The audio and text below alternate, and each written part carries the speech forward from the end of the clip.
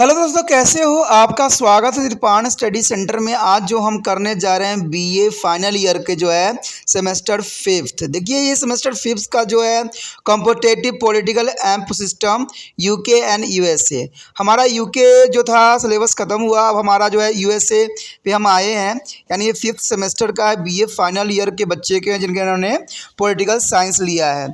आज जो हम करेंगे फर्स्ट चैप्टर करेंगे ठीक है। ये हमारा यूनाइटेड किंगडम ऑफ अमेरिका के विषय में होगा। अमेरिका के संविधान का निर्माण, making of the American constitution, जो कि बहुत काफ़ी इंपॉर्टेंट चैप्टर है। इसमें हम अमेरिका के संविधान के विषय में जानेंगे कि वहाँ पर किस प्रकार के रूल रेगुलेशन अपनाए जाते हैं और अपने जो है अर्थव्यवस्था को कैसे मजबूत करते हैं, और इसमें जो है पॉलिटिकल पार्टी की अपनी क्या विशेषता होती है।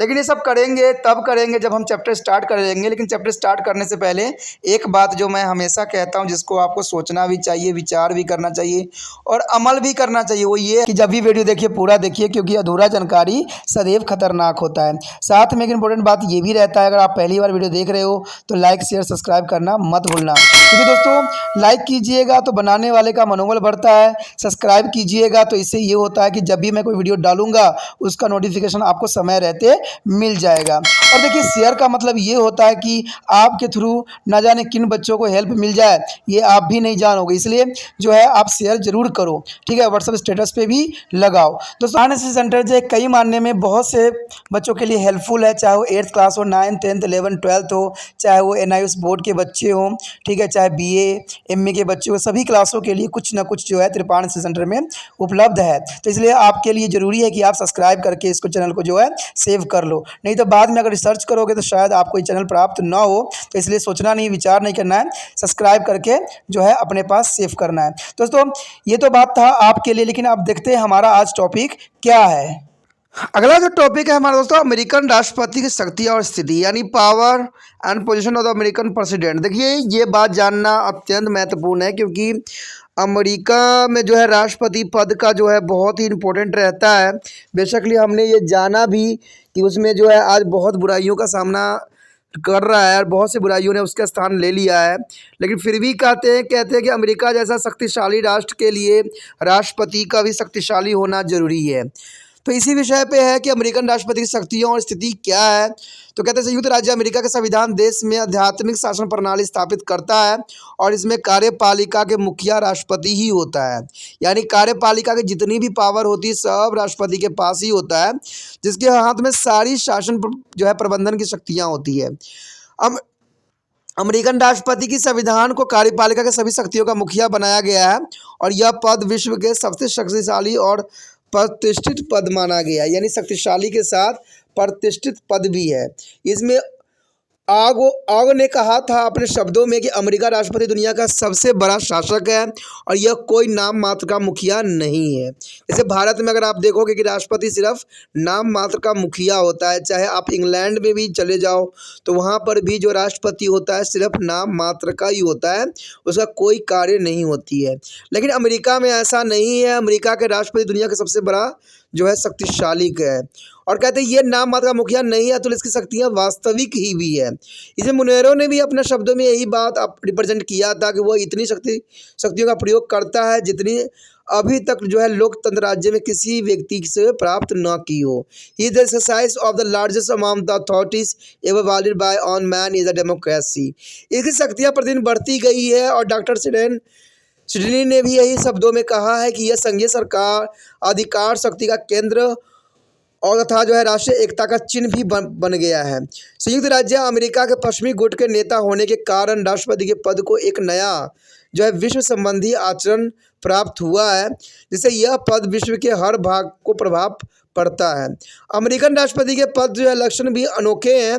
लश्की ने भी साफ शब्दों में कहा था कि कोई भी विदेशी संस्था ऐसी नहीं है जिसकी तुलना की जा सके। संयुक्त राज्य राष्ट्रपति लगभग राजा ही भी है और साथ में लगभग प्रधानमंत्री भी है। यानी ये अमेरिका में ही संभव है जो कि वो राजा भी हो सकता है और प्रधानमंत्री भी खुद ही स्वयं होता है।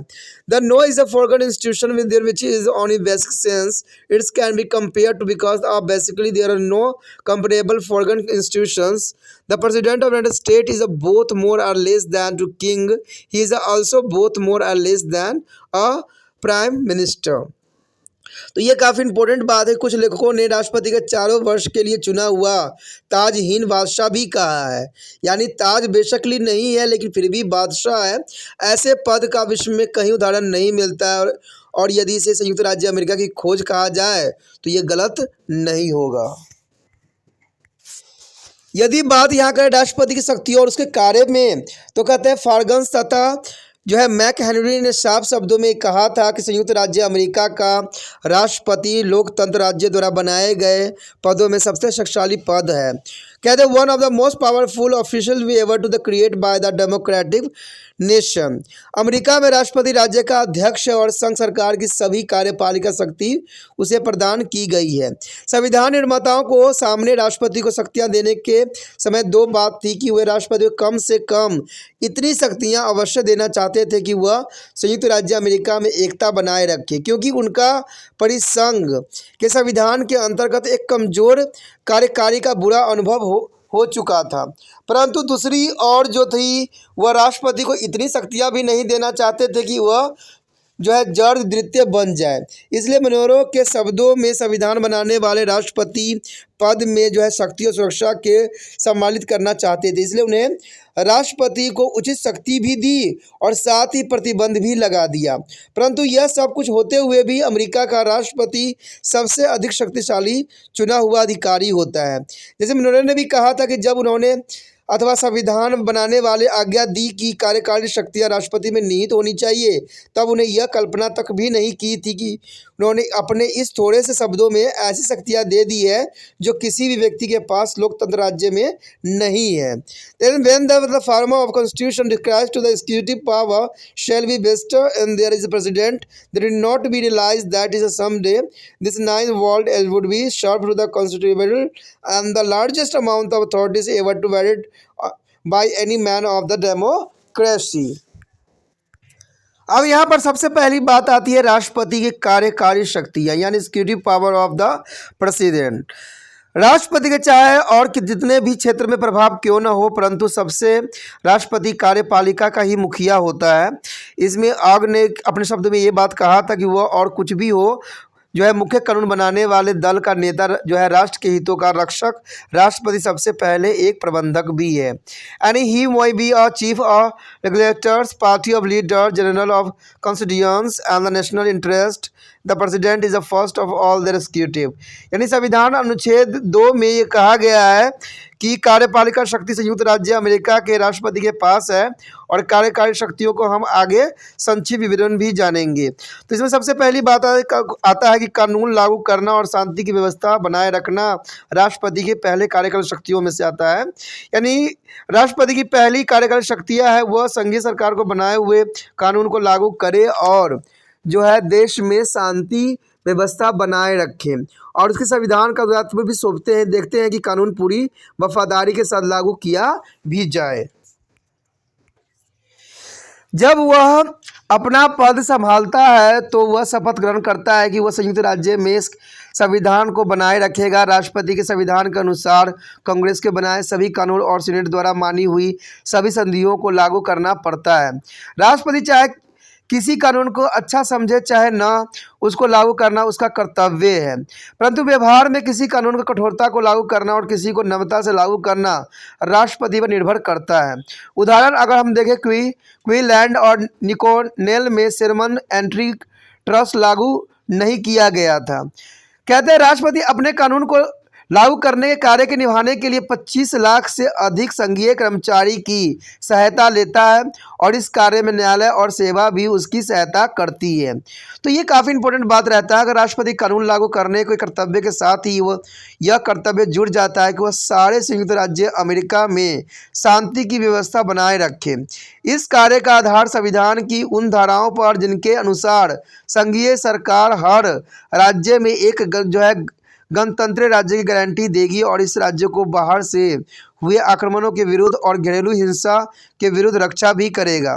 जब किसी राज्य में जो है गणतांत्रिक सरकार के भय हो तो इसमें किसी विदेशी आक्रमण का भय हो, तो ऐसे स्थिति में राष्ट्रपति अपनी मनमानी को हस्तक्षेप भी कर सकता है, यानी उसकी मनमानी भी चल सकती है। उसकी यह राज्य सरकार की प्रार्थना के जो है प्रतीक्षा करने की आवश्यकता उस समय नहीं रहती है जब बाहरी खतरे उस पर आता है देश पे। परंतु आंतरिक हिंसा के समय राष्ट्रपति तभी हस्तक्षेप कर सकता है यदि राज्य विधान पालिका की प्रार्थना करे, तब कर सकता है।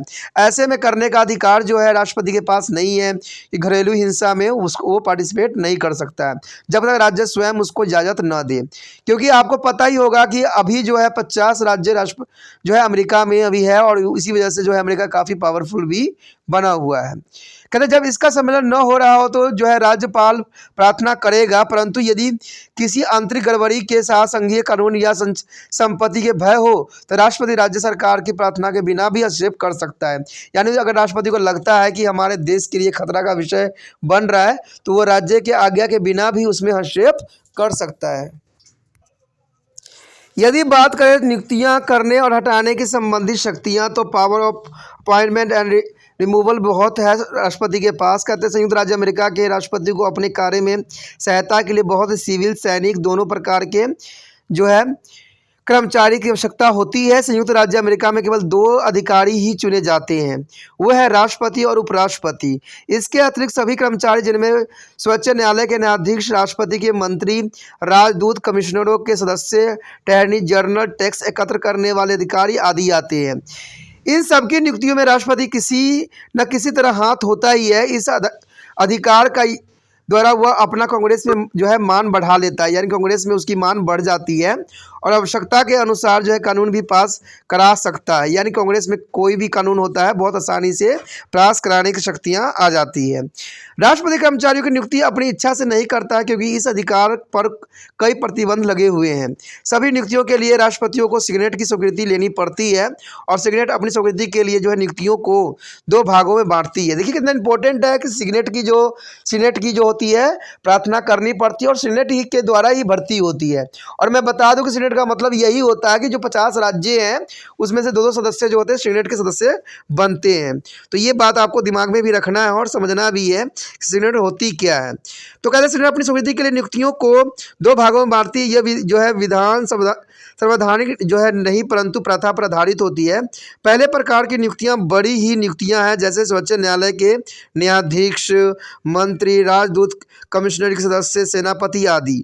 इस नियुक्तियों को ही विधि यह है कि राष्ट्रपति किसी व्यक्ति को नामांकित कर सकता है और वो सीनेट उसकी उपस्थिति और वोट देने वाले सदस्य के बहुमत से उसके स्वीकार भी कर लेता है। जब उसकी नियुक्ति पूर्ण रूप हो जाती है तो सीनेट की इस स्वीकृति के संबंध में कोई प्रार्थना नहीं बच जाती है। साधारणतः मंत्री की नियुक्ति में सीनेट हस्तक्षेप नहीं करती है क्योंकि वह आवश्यकता है कि वह अच्छा प्रबंधन चलाने के लिए राष्ट्रपति अपनी मनमानी के मंत्री चुन सकता है। परंतु इसके विपरीत सर्वोच्च न्यायालय के न्यायाधीशों की नियुक्ति के समय जो है सीनेट बहुत पूछताछ भी करती है और कई बार ये राष्ट्रपति के द्वारा नामांकित किए गए व्यक्तियों को भी स्वीकृत नहीं देती है। ये भी बात इंपॉर्टेंट है। यदि राष्ट्रपति सीनेट के साथ संबंध अच्छे हैं तो सीनेट उसकी नामांकित व्यक्ति को कम ही रद्द करती है। जनवरी 1993 में राष्ट्रपति क्लिंटन को अटॉर्नी जनरल के पद के लिए मनोनीत जो बेडल का नाम वापस लेना पड़ा था क्योंकि सुडेल वॉर्डर्स ने अपनी घरेलू कार्य के लिए पेरू के एक ऐसे दंपति की मदद ली थी जो अवैध रूप से अमेरिका में बसे हुए थे। इसके बाद राष्ट्रपति क्लिंटन को जो है स्वीडिश जेनेटर रिनो को अटॉर्नी जनरल के पद पर मनोनीत किया। अमेरिका के इतिहास में स्वीडिश जेनेटर रिनो पहली महिला अटॉर्नी जनरल है। तो ये काफ़ी इंपॉर्टेंट बात यहाँ पर रह जाती है। अगर हम बात करें सीनेट की विनियमितता का तो इसके विषय में भी आपको जान लेना जरूरी है कि सीनेट की जो है विनम्रता यही आती है कि छोटी नियुक्तियों के संबंध में सीनेट की स्वीकृति संबंधी एक प्रार्थना बन गई है जिसके सीनेट की विनम्रता कहा जाता है। क्योंकि राष्ट्रपति ने हजारों की संख्या में कर्मचारी नियुक्त करने होते हैं, इसलिए यह स्वाभाविक है कि हर व्यक्ति के विषय में जानना संभव नहीं है। नियुक्तियों के समय उसको अपनी पार्टी के स्थानीय प्रतिनिधित्व पर विश्वास करना पड़ता है। इसलिए सीनेट में यह प्रथा बन गई है कि यदि राष्ट्रपति किसी स्थानीय नियुक्ति करते समय उस स्थान या उस राज्य के सीनेटर की स्वीकृति ले लेता है तब सीनेट उस सदस्य का मुख रखते हुए उस व्यक्ति को ही स्वीकृति दे देगी। तो ये काफ़ी इंपॉर्टेंट बात है। अब बात करें हम पद से हटाने का अधिकार, तो वो भी राष्ट्रपति को शक्ति के रूप में प्राप्त है।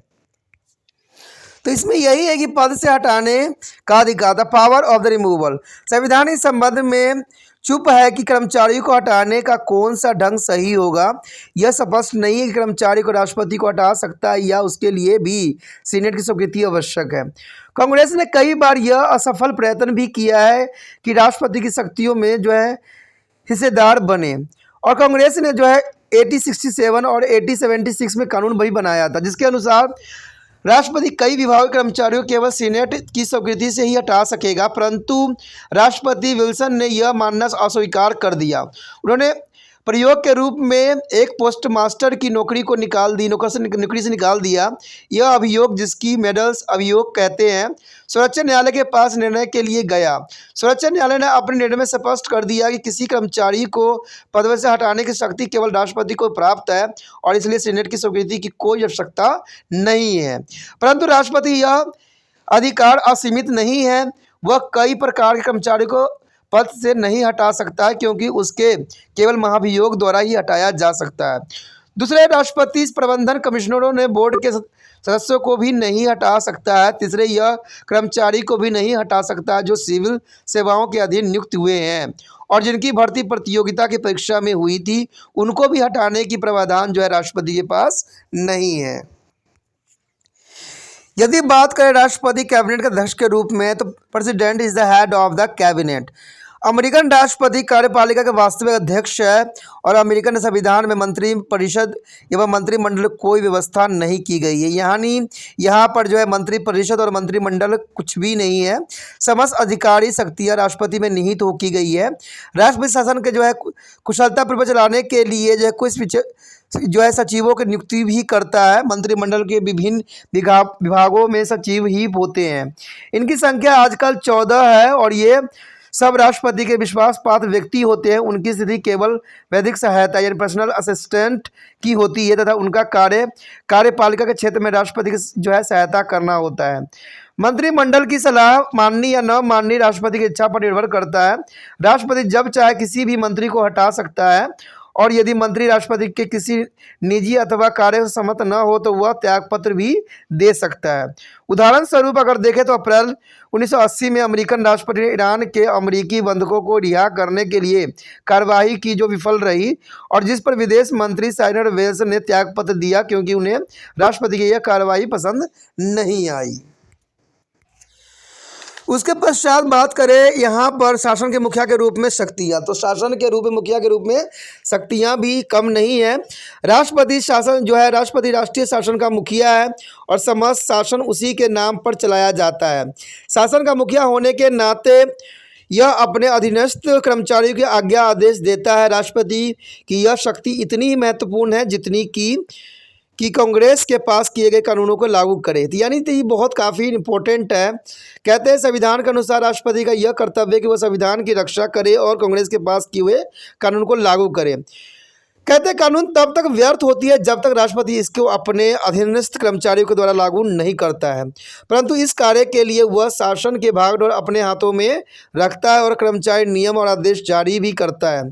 यह एक अर्ध विधानकारी कार्य है जिसके द्वारा वह शासन के जो नियमन की विधि निश्चित करता है। ये सभी नियम और आदेश जिनके प्रबंधन विधानकारी कहा जाता है वह व्यक्तिगत रूप से ही जारी नहीं करता, परंतु उसके अधीन विभागों के मुखिया भी जारी करते हैं, परंतु इस संबंध में द्वारा उत्तरदायित्व जो है राष्ट्रपति पर ही होता है। तो ये काफ़ी इंपॉर्टेंट बात है। अगर बात करें हम विदेशी संबंधों के बारे में शक्तियाँ, तो ये भी है संयुक्त राज्य अमेरिका के जो है विदेश नीति पर केवल राष्ट्रपति का ही अधिकार नहीं है, क्योंकि विदेश नीति निश्चित करने में सीनेट को अपना महत्वपूर्ण योगदान देना पड़ता है, क्योंकि सीनेट ही ऐसा है जो कि सारे कार्य के लिए सक्षम होता है। परंतु व्यवहारिक रूप से राष्ट्रपति का हाथ ऊपर रहता है और राष्ट्रपति ही विदेश संबंधों में संयुक्त राज्य अमेरिका के एकमात्र प्रतिनिधि और संवाहक के रूप में कार्य भी करता है। यदि बात करें हम विदेश नीतियों के निर्माण की, तो ये बात स्पष्ट हो जाता है कि विदेश नीति का निर्माण करना राष्ट्रपति का अधिकार है और संयुक्त राज्य अमेरिका की विदेश नीतियों की धारा बदलने का राष्ट्रपति को एक सुंदर अवसर प्राप्त होता है। जब वह कांग्रेस को अपने वार्षिक और विदेशी संदेश भेजता है तो कई राष्ट्रपति स्वयं जाकर कांग्रेस में भाषण भी देता है और कई लिखित संदेश भेज भी देता है। इस संदेशों के द्वारा ही संयुक्त राज्य अमेरिका की बड़ी बड़ी नीतियां का आरंभ हुआ, जैसे विभिन्नता का नियम, मिनेरो सिद्धांत, कैनाडो के दिए हुए सिद्धांत आदि। राष्ट्रपति इन संदेशों को द्वारा भेजी हुई नीतियों के दूसरे देशों के साथ कांग्रेस की स्वीकृति या इसके बिना लागू भी करता है। कांग्रेस को विचार प्रकट करने का अधिकार है, वो अपनी कमेटियों के द्वारा विदेशी संबंध के ऊपर बहुत प्रभाव डालती है, परंतु इसके संबंध में अंतिम निर्णय राष्ट्रपति के हाथों में ही होता है। राष्ट्रपति सदैव यह प्रयत्न करता है कि सीनेट के विदेशी संबंधों की कमेटी की प्रतिनिधित्व सदन की विदेशी संबंधों की कमेटी की जो है प्रसन्न रखे, क्योंकि उसमें राष्ट्रपति सुखी रहता है। यदि कांग्रेस राष्ट्रपति की विरोधाभास करना चाहे तो वो ऐसा कानून बना देती है जो राष्ट्रपति द्वारा आरंभ की गई विदेश नीति के विरुद्ध हो जाती है। तो कहते हैं यह तालमेल की बहुत जरूरी है, चाहे कांग्रेस हो, चाहे राष्ट्रपति हो, चाहे आपको देखा जाए तो उच्च न्यायालय हो। यदि बात करें अगली तो कहते हैं संधि करने का अधिकार। तो ये बात काफ़ी इंपॉर्टेंट है, यहाँ रहता है विदेशी संबंधों का महत्वपूर्ण पक्ष है संधि करने का अधिकार। संयुक्त राज्य अमेरिका में इस शक्ति के राष्ट्रपति और सीनेट के हाथों में बांट दिया गया है। राष्ट्रपति दूसरे देशों के साथ संधि कर सकता है, परंतु इन संधियों के लिए 2/3 बहुमत से सीनेट की स्वीकृति प्राप्त करना भी अनिवार्य है। बिना सीनेट की स्वीकृति के किसी संधि को लागू नहीं किया जा सकता।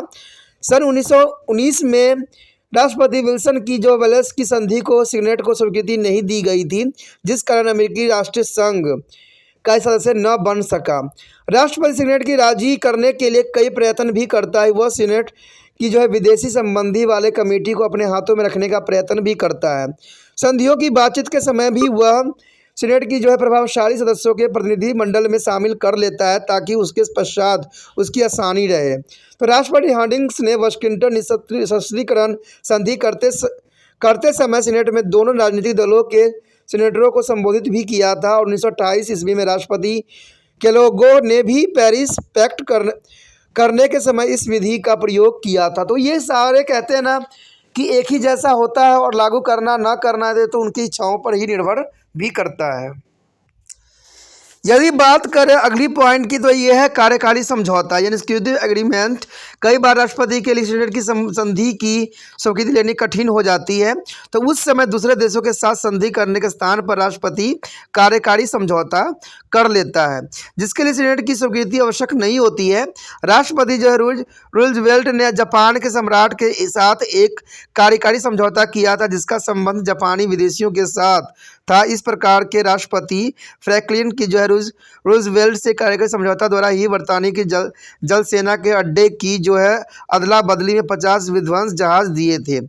उसका डर था कि यदि यह संधि के द्वारा किया गया तो संभवतः सीनेट स्वीकृति न दे, परंतु यदि सीनेट चाहे तो राष्ट्रपति को किसी विशेष विषय के संबंध में कार्यकारी समझौता करने से मना भी कर सकती है। अगर उदाहरण देखें तो 1972 में सीनेट ने एक प्रस्ताव द्वारा राष्ट्रपति निष्कासन का जो है पुर्तगाल के साथ एक जो है कार्यकारी समझौता करने पे मनाही भी कर दिया था। तो ये भी बात काफ़ी इंपॉर्टेंट रखता है। अगर बात करें यहाँ पर व्यापारिक समझौता का, तो आधुनिक युग में देश की विदेशी नीति इसे बहुत ही जो है सीमा तक आधारित होती है कि उस देश ने दूसरे देशों के साथ किस प्रकार की व्यापारिक समझौता किए हैं। इस समझौता को सीनेट की स्वीकृति की आवश्यकता नहीं होती है, और इससे शक्ति के द्वारा भी राष्ट्रपति किसी भी देश से संबंधी विदेशी नीति का आकार बदल भी सकता है। तो ये पावर बहुत काफ़ी इंपॉर्टेंट यहाँ पर इसके लिए है। बात करें अगली पॉइंट की राजदूतों और निजी प्रतिनिधियों का नियुक्ति, तो ये बात भी राष्ट्रपति पे लागू होती है। संविधान के अनुसार राजदूत और काउंसलरों की नियुक्ति राष्ट्रपति ही करता है, परंतु इसके लिए सीनेट की स्वीकृति आवश्यक है। कई बार राष्ट्रपति सीनेट के कुछ सदस्यों को प्रसन्न करने के लिए उस व्यक्ति को भी राजदूत नियुक्त कर देता है, ठीक है, जिसे मजबूर करता है, जिसे वह स्वयं पूर्ण विश्वास नहीं रखता। इसलिए राष्ट्रपति आवश्यकता पड़ने पर अपने जो है निजी प्रतिनिधि नियुक्त भी कर लेता है। इसकी नियुक्ति के लिए सीनेट की स्वीकृति नहीं लेनी पड़ती है। यह प्रथा राष्ट्रपति वाशिंगटन से ही आरंभ हुई, जिन्होंने सिर मैरिस को अपना जो है विशेष दूत बनाकर लंदन भेजा था, और कई राष्ट्रपतियों ने चलते फिरते राजदूत नियुक्त भी किए, जिन्हें हैरीमंस का नाम वर्ण योग्य है। तो ये सारे कुछ यहाँ पर काफ़ी इंपॉर्टेंट बात यहाँ बनती है। यदि बात करें विदेशी राज्यों और सरकारों को मान्यता देना, तो ये भी इंपॉर्टेंट बात आता है। The power recognize of new nations, नए बने राज्य का सरकारों को मान्यता देना विदेशी नीति का एक बहुत बड़ा यत्न है। यह शक्ति केवल राष्ट्रपति को ही प्राप्त है। राष्ट्रपति जो है फ्रैंकलिन रूजवेल्ट ने 1933 ईस्वी में सोवियत संघ की साम्यवादी सरकार को मान्यता प्रदान की थी और 1971 में राष्ट्रपति निक्सन ने नेतृत्व में संयुक्त राज्य अमेरिका के साम्यवादी चीन को भी मान्यता दी। इससे संयुक्त राज्य अमेरिका की विदेशी नीति में एक नया मोड़ आ गया। इस प्रकार हम कह सकते हैं कि सीनेट विदेशी नीतियों के नियंत्रण करने में पर्याप्त सीमा तक भागीदार है, परंतु यह एक योग्य और बुद्धिमान राष्ट्रपति अपनी शक्ति का यदि ठीक तरह प्रयोग करे तो वह सब चाहे देश की विदेश नीति भी बदल सकता है। तो ये काफ़ी इंपॉर्टेंट बात यहाँ पर भी आता है। बात यहाँ पर अगर आता है राष्ट्रपति की रक्षा तथा संबंधित शक्तियाँ, तो रक्षा संबंधित शक्तियाँ भी जो है अमेरिकन राष्ट्रपति के पास बहुत होती है। संविधान के दूसरे अनुच्छेद के दूसरे धारा में यह लिखा हुआ है कि राष्ट्रपति संयुक्त राज्य अमेरिका के थल और जल सेना का मुख्य सेनापति होगा। एक सेनापति के रूप में राष्ट्रपति का यह अधिकार है कि वह चाहे जहाँ चाहे सेना भेज सकती है। संविधान इस पर यह रोक लगाता है कि युद्ध के घोषणा वह नहीं कर सकता है। तो ये काफ़ी इंपॉर्टेंट बात है कि राष्ट्रपति के द्वारा जो है युद्ध की घोषणा नहीं की जा सकती है, क्योंकि यह शक्ति कांग्रेस को प्राप्त है, यानी शक्ति जो है कांग्रेस को दिया गया है। जब संविधान बना तो हेमिल्टन जैसे नेताओं ने इसकी सैनिक शक्तियों को कम कहा, परंतु आज राष्ट्रपति के रक्षा संबंधी बहुत प्रभावशाली शक्ति प्राप्त है। यह ठीक है कि वह युद्ध की घोषणा नहीं कर सकता है, परंतु वह अमेरिकन सैनिक को उन स्थानों पर भेजकर लड़ाई मोल ले सकता है जहां शत्रु हो। इस प्रकार कांग्रेस स्वयं ही युद्ध की घोषणा करने पर विवश हो जाएगा। जैसे राष्ट्रपति मेलकेन ने जो है स्पेन से युद्ध करने के लिए कांग्रेस के विवश कर दिया, क्योंकि उसने एक लड़ाकू जहाज हवाना के बंदरगाहों पर भेज दिया था। इसी प्रकार राष्ट्रपति ट्रूमैन ने भी कांग्रेस के स्वीकृति के बिना ही अमेरिकन सैनिक कोरिया के युद्ध में भेज दिए थे। हेमंस ने लिखा है कि जो है शीत युद्धों में गड़बड़ युद्ध के जो है घोषित युद्धों के इस युग में प्राय ऐसा प्रतीत होता है कि राष्ट्रपति की युद्ध करने की शक्ति ने कांग्रेस के युद्ध करने के अधिकार को हड़प लिया है और इस प्रकार युद्ध की घोषणा करना अब एक रस्म बनकर रह गई है। अब तो कांग्रेस ने स्वयं ही राष्ट्रपति को यह अधिकार दिया है कि वह जिस समय चाहे परमाणु शस्त्रों का प्रयोग करने का आदेश दे सकता है। इसलिए रक्षा के क्षेत्र में कांग्रेस का हस्तक्षेप नाम मात्र ही रह गया है। तो ये भी बहुत काफ़ी इंपॉर्टेंट बात है। यदि बात करें राष्ट्रपति की वैधानिक शक्तियों का, तो वैधानिक शक्ति में भी काफ़ी इंपॉर्टेंट शक्ति जो है राष्ट्रपति को मिला हुआ है। अमेरिकन राष्ट्रपति का पद बहुमुखीय है। जैसे पेस्टर ने भी अपने शब्दों में कहा था कि संयुक्त राष्ट्रपति मुख्य वैधानिक, मुख्य प्रबंधक और अमेरिकन राजनीतिक प्रणाली का मुख्य विदेश नीति चालक होता है। यानी USA president is the chief legislators of chief executive and the chief conductor of the foreign policy in a American political system। तो इस प्रकार राष्ट्रपति केवल राष्ट्र का मुख्य प्रबंधक ही नहीं होता है, तो इसका कानून बनाने में भी बड़ा भाग है। यह ठीक है कि अमेरिकन संविधान शक्तियों के पूर्तिकरण सिद्धांत पर आधारित है, जिसके अनुसार वैधानिक शक्तियां कांग्रेस को सौंप दी गई है, परंतु रोक और संतुलन के सिद्धांतों के अनुसार राष्ट्रपति को कई वैधानिक के द्वारा कानून बनाने और प्रभाव डालने का अधिकार भी प्राप्त है। राष्ट्रपति कांग्रेस का सदस्य नहीं होता है, न ही उसके बाद विवाद में भाग ले सकता है और न ही इसे भंग भी कर सकता है। परंतु पोस्टर के शब्दों में संविधान के अमेरिका के संवैधानिक विविध के प्रारंभ और अंत में दोनों ही राष्ट्रपति को खड़ा कर दिया था। निसंदेह प्रत्यक्ष रूप से जो है वैधानिक अधिकार न रखते हुए भी अमेरिकन राष्ट्रपति का कानून निर्माण में काफ़ी हाथ है, जिसे हम अगली बातों पर स्पष्ट हो सकता है। सबसे पहला पॉइंट यहाँ पर आता है संदेश भेजने की बात। तो संदेश भेजने में जो है राष्ट्रपति और मंत्री कांग्रेस के सदस्य नहीं होते हैं और न ही उन्हें कांग्रेस के बैठकों में भाग लेने तथा बिल पेश करने का अधिकार प्राप्त है, परंतु राष्ट्रपति जब चाहे कांग्रेस को संदेश भेज सकती है, ठीक है, और शासन तथा देश के हित के लिए आवश्यक तथा उचित सुझाव भी दे सकती है। संविधान के दूसरे अनुच्छेद के धारा 3 में कहा गया है कि राष्ट्रपति कांग्रेस के समय समय पर राज्य के अवस्थाओं के विषय में सूचना देगा और उस पर विचार विमर्श करने के लिए ऐसे कानून का सुझाव देगा जो उसके विधि के अनुसार जो है आवश्यक तथा उपयुक्त हो। इस आधार के अनुसार जो है राष्ट्रपति कांग्रेस को उसके अधिवेशन के आरंभ में संदेश भेजता है, जिनमें शासन की आम रिपोर्ट होती है और कुछ आवश्यक कानूनों को पास करने की मांग भी की जाती है। इन संदेश जिन्हें राष्ट्रपति स्वयं कांग्रेस में जाकर पढ़ सकता है या लिखित रूप में भेज सकता है, तुलना लगभग इंग्लैंड के तख्त से दिए गए भाषण से भी की जा सकती है।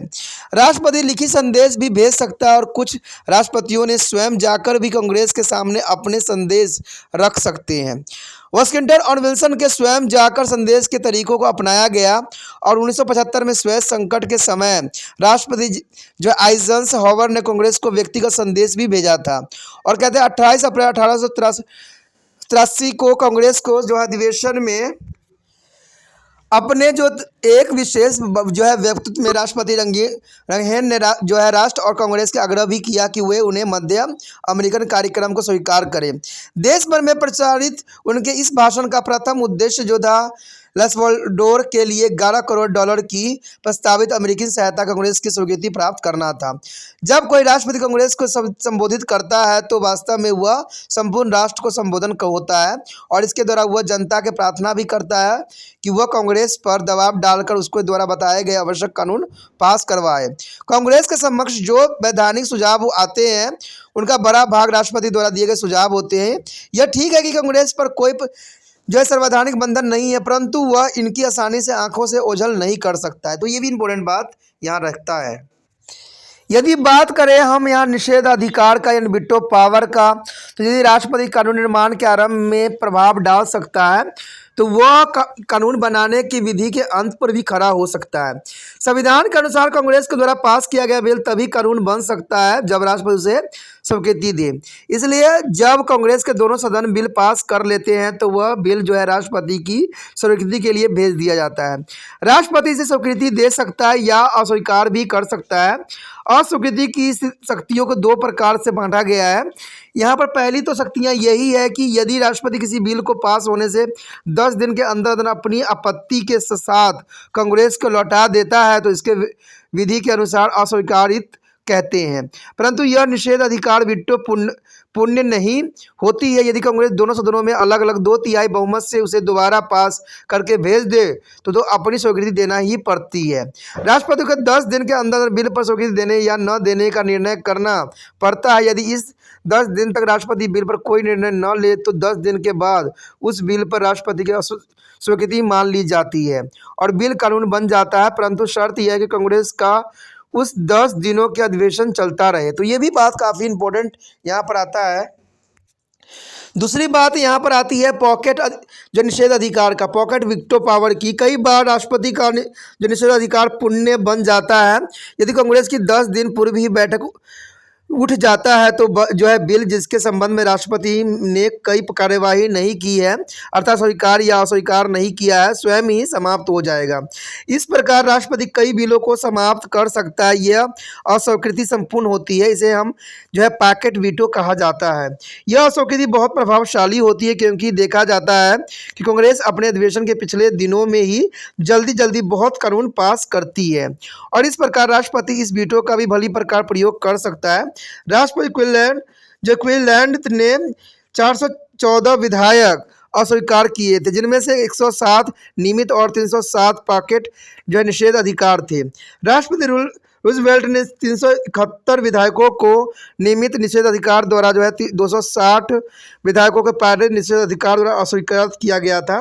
राष्ट्रपति कॉटन ने भी 31 बिल पर निषेध अधिकार प्रयोग किया जबकि राष्ट्रपति रीगन ने अपने पहले 4 वर्ष में सिर्फ 39 बिलों पर निषेध अधिकार को प्रयोग किया। साधारण निषेध को भी रद्द करना कांग्रेस के लिए कोई सरल काम नहीं होती है क्योंकि दोनों सदनों में 2/3 बहुमत ही प्रस्ताव पास करके उस निषेध को रद्द किया जा सकता है। इसमें निर्णय ने भी अधिकार को राष्ट्रपति की शक्ति को बहुत बढ़ा दिया जिसे जो है निषेध अधिकार कार्यपालिका की आत्मरक्षा वचन स्वीकार किया और वह जो है राष्ट्र के कानूनों और अधिकारियों के संचालन के मार्गदर्शन के साधनों को रूप में निर्धारित हो गया। वह प्रत्येक कानून के लागू होने वाले सामान्य प्रणोदन की शक्तियों के रूप में विकसित है और उसे कार्यपालिका के कानून निर्माण में विधान पालिका की अपेक्षा अधिक प्रभावशाली बना दिया जैसे कि वह कांग्रेस के सदन हो। उसके पश्चात है विशेष अधिवेशन। तो कांग्रेस के अधिवेशन निश्चित समय पर होते हैं परंतु साधारण अवसर पर जो है राष्ट्रपति कांग्रेस के दोनों सदनों अथवा एक सदन का विशेष अधिवेशन बुला सकता है और इस दिनों के समय के बारे में मतभेद होने पर वह आवश्यक समय के लिए स्थगित भी कर सकता है। राष्ट्रपति अधिवेशन की अवधि भी बढ़ा सकता है। विशेष अधिवेशन में कांग्रेस केवल उन विषयों पर ही विचार करता है जो राष्ट्रपति उसके सामने रखते हैं। तो ये बात काफ़ी इम्पोर्टेंट है। अगर बात करें यहाँ कानून निर्माण पर राष्ट्रपति के द्वारा प्रभाव डालने के कुछ और साधन के ऊपर, तो ये बात साफ होता है कि उपयुक्त शक्तियों द्वारा जो है राष्ट्रपति कांग्रेस पर बहुत प्रभाव डालता है और ये शक्तियों तो उसे संविधान के अनुसार प्राप्त है, परंतु उसके अतिरिक्त कई और संवैधानिक साधन भी है जिनसे वह अपनी इच्छा के अनुसार कानून बनाने पर प्रभाव डाल सकता है। ठीक है, अगर बात करें नियुक्तियों के अधिकार से प्रभाव, तो ये भी बात काफ़ी इंपॉर्टेंट आ जाता है कि राष्ट्रपति 1 लाख से अधिक कर्मचारियों की नियुक्ति करता है। वह इन नियुक्तियों के द्वारा सीनेट की जो प्रतिनिधि सदन के सदस्यों को अपने साथ कर लेता है, क्योंकि वह इनकी सिफारिशों के अनुसार ही नियुक्ति करता है। यदि कोई सदस्य इसका विरोध करता है तो उसे यह आशा नहीं रहती है कि उसके मित्र आदि नौकरियों ले सकेंगे, परंतु यह प्रभाव राष्ट्रपति पद के प्रारंभ में ही प्रभावशाली होते हैं जब नई नियुक्तियाँ करनी होती है। उसके पश्चात आधुनिक युग में कानून बनाना एक बड़ा तकनीकी कार्य बन गया है। कांग्रेस के सदस्य जिन्होंने कानून निर्माण करना होता है, यानी कांग्रेस के पास जो है निर्माण करने की पूरी सदस्यता दी गई है, यानी कानून बनाने की। साधारणतः तकनीकी बातों से अनजान होते हैं, इसलिए इनकी कानून निर्माण करते समय प्रबंधन अफसरों की राय लेनी पड़ती है। राष्ट्रपति इन नौकरशाहियों के मुखियों होते हैं, इसलिए वह अपने कर्मचारियों के द्वारा कांग्रेस के सदस्यों पर अपना प्रभाव भी स्थापित करने के लिए बाध्य होते हैं। अगर बात करें राष्ट्रपति अपने राजनीतिक दल का नेता होता है, तो राष्ट्रपति अपने दल की मशीनरी के द्वारा कांग्रेस में अपनी पार्टी के सदस्य से अपनी आवश्यकता अनुसार कानून पास करवाने के प्रयत्न भी करता है, क्योंकि अगले चुनाव में वह उन्हें दल की टिकट से वंचित कर सकता है यदि वह उसकी सहायता नहीं करते हैं। तो आगे है राष्ट्र के नेता के रूप में इसका प्रभाव क्या होता है। तो जो है राष्ट्रपति कांग्रेस के जो है संवैधानिक कार्य पर राष्ट्र का नेता होने के कारण भी प्रभाव डालता है।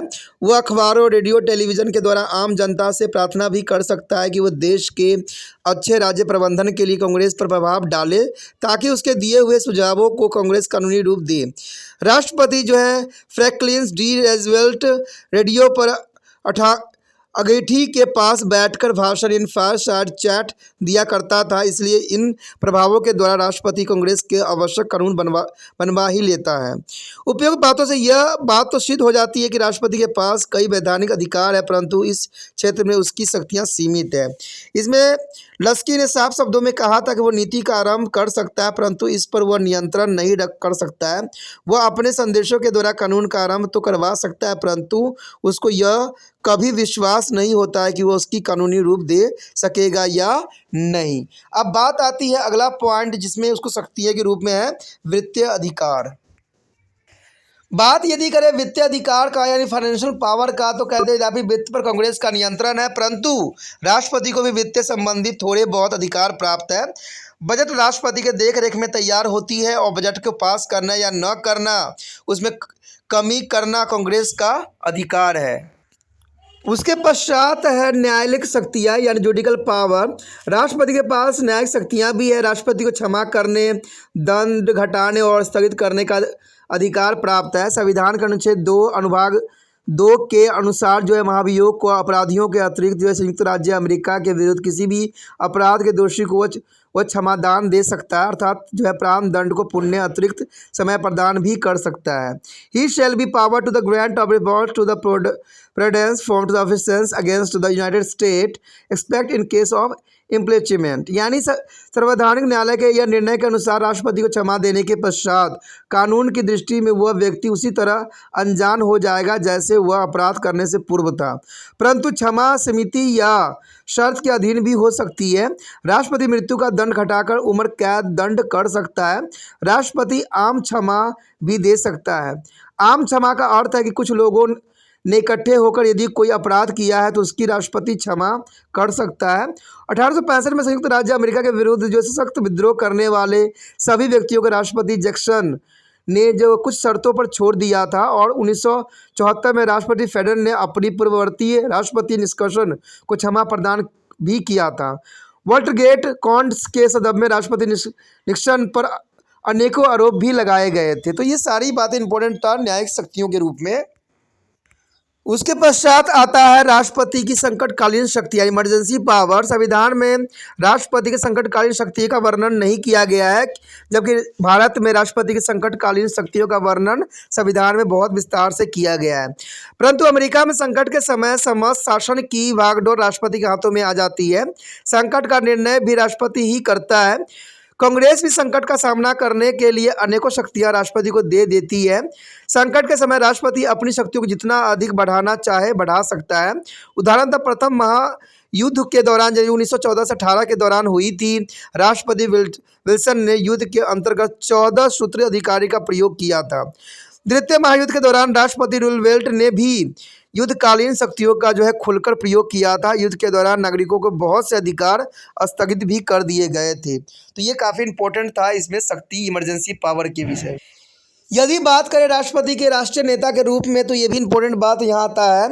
निस्संदेह राष्ट्रपति दल के एक नेता के रूप में चुना जाता है, परंतु जब वह कार्यकारी का मुखिया बन जाता है तो यह केवल अपने दल का नेता ही नहीं रहता है, अतुल पुण्य राष्ट्र का प्रतिनिधित्व और चिन्ह बन जाता है। निस्संदेह अमेरिकन संविधान शक्तियों का वितरण करता है और राष्ट्रपति को इस कारण से सामूहिक नेतृत्व भी प्राप्त होती है, परंतु लोगों में सदा एक नेता का भूख रहती है। वो आवश्यकता न हो तो कांग्रेस पुण्य कर सकती है, न सर्वोच्च न्यायालय। इसलिए यह स्वाभाविक है कि राष्ट्र का नेतृत्व राष्ट्रपति के हाथों में चला गया है। अमेरिकन राष्ट्रपति ही एक ऐसा व्यक्ति है जो सामूहिक देश के प्रतिनिधित्व कर सकता है। कोई भी सीनेट का सदस्य चाहे कितनी भी प्रभावशाली क्यों न हो, कमजोर से कमजोर राष्ट्रपति का भी सामना नहीं कर सकता। व्हाइट हाउस से दिया गया आदेश या भाषण सारे देश तथा विश्व के लिए महान महत्व रखता है। जनता आर्थिक, सामाजिक और राजनीतिक सभी प्रकार की समस्याओं के हल के लिए राष्ट्रपति द्वारा पथ प्रदर्शन किए जाने की प्रतीक्षा में रहता है। वुडरो विल्सन ने कहा है कि राष्ट्र की जनता राष्ट्रपति की आशा करती है कि वह अपने राजनीतिक दल के नेता और साथ ही सरकार के कुछ कार्यपालिका अधिकारी के रूप में कार्य करे, और जनता इस कार्य में राष्ट्रपति की ओर से कोई बहाना सुनने को तैयार नहीं होता है। मुनरो ने भी इसलिए भी व्हाइट हाउस को देश का सबसे बड़ा मंच बताया है। जब भी देश पर कोई संकट आता है तो सारा राष्ट्र नेतृत्व के लिए राष्ट्रपति की ओर देखता है।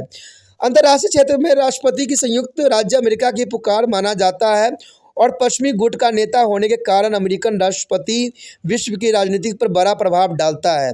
विदेशी संधि के विषय में राष्ट्रपति द्वारा दी गई घोषणा केवल अमेरिका के लिए महत्व नहीं रखती है, तुल सारे विश्व इसके ध्यान से सुनता है। लक्ष्य के शब्दों में भी बात पूरे साफ था कि किसी दिन उसे वाशिंगटन की राष्ट्रीय दृढ़ता के लिए जॉर्ज पंचम चित्र स्वीकृति करना पड़ सकता है। उसे मंगलवार को अमेरिकी में क्रांति की कन्याओं का स्वागत करना पड़ सकता है तथा बुधवार को राष्ट्रीय शिक्षा संघ का स्वागत करना पड़ सकता है। यह भी संभव है कि उसे बलचारों के नाम संदेश भेजना भी हो, विदेशों से आए हुए शाही अतिथियों से मिलना हो, न्यायाधीशों के साथ भोज में सम्मिलित होना हो या विदेशों से आए हुए शाही अतिथियों से मिलना हो, न्यायाधीशों के साथ भोज में सम्मिलित होना हो अथवा राजदूतों को मनोरंजन के लिए आयोजित समारोह में भाग लेना हो, तो सभी में पार्टिसिपेट करना पड़ सकता है। उसके पश्चात राष्ट्रपति एक दलीय नेता के रूप में, राष्ट्रपति अपने दल का नेता होता है। वो अपने दल की राष्ट्रीय समिति की अध्यक्षता को नियुक्त भी करता है और उसकी सलाह से पार्टी के अन्य महत्वपूर्ण पदों की भर्ती भी की जाती है। उसके दल के पदाधिकारी दल के सभी महत्वपूर्ण नीतियों और निर्णय के बारे में उसे परामर्श भी करते हैं और उसके विचारों को बहुत अधिक महत्व भी दिया जाता है। अपने दल के उम्मीदवारों के पक्ष में प्रचार के लिए धन संग्रह में उसकी भूमिका महत्वपूर्ण होती है। यदि राष्ट्रपति के दल का ही कांग्रेस में बहुमत हो तो उसे कांग्रेस के द्वारा अपनी इच्छा अनुसार विधायक अथवा बजट पास करने में बहुत आसानी रहती है। परंतु अमेरिकन राष्ट्रपति का अपने दल के विधायकों पर उतना नियंत्रण नहीं है जितना कि इंग्लैंड में प्रधानमंत्री का है।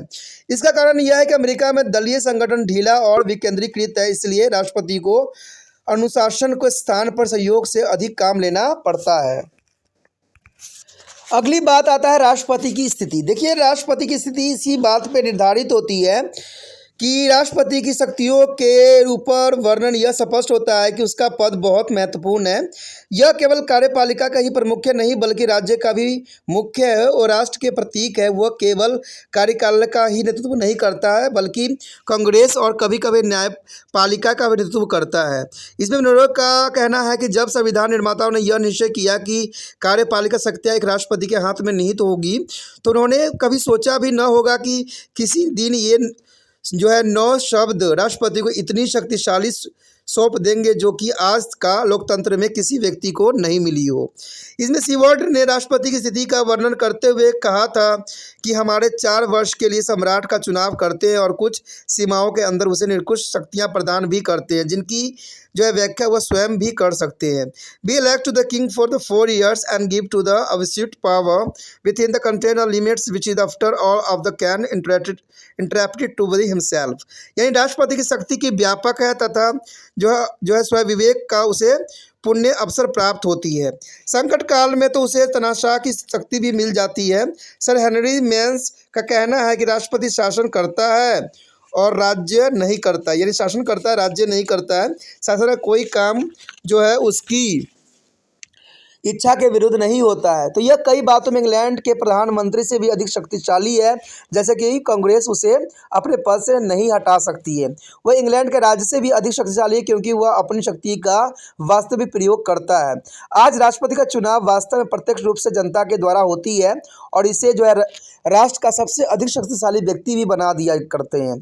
कहते राष्ट्रपति विल्सन ने इस पद के महत्व को बताते हुए कहा था कि समस्त राष्ट्र ने उसको चुना है और उसे पास राष्ट्रपति के अतिरिक्त और कोई दूसरा नेता नहीं है तथा उसे सभी राष्ट्रीय मामलों में बोलने का अधिकार है और एक बार जब देश का विश्वास तथा प्रशंसा प्राप्त कर लेता है तो कोई अन्य शक्ति या शक्तियों का समूह उसकी अविश्वास नहीं कर सकता है। वह किसी एक निर्वाचित क्षेत्र का प्रतिनिधित्व नहीं होता है बल्कि समस्त जनता का प्रतिनिधि होता है।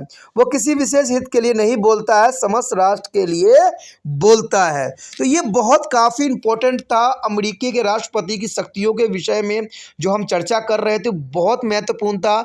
हमने हर एक अंक के विषय में जो है विस्तार पूर्वक जाना और समझा। तो दोस्तों ये बहुत इंपॉर्टेंट था और त्रिपाण स्टडी सेंटर यही चाहता है कि जितना हो सके उन बच्चों तक भी ये पहुँचना चाहिए जिनको इस वीडियो की ज़रूरत है, जो फाइनल ईयर में है, 5th सेमेस्टर में है और जिन्होंने पॉलिटिकल साइंस लिया है, उन तक ये वीडियो पहुंचाने में त्रिपाण सहायता करने की आवश्यकता है। और सहायता करने के लिए आपको कुछ अधिक करने की ज़रूरत नहीं है, सिर्फ क्या करना है, यूट्यूब से जो है लिंक को कॉपी करना है और व्हाट्सएप स्टेटस पे लगा देना है।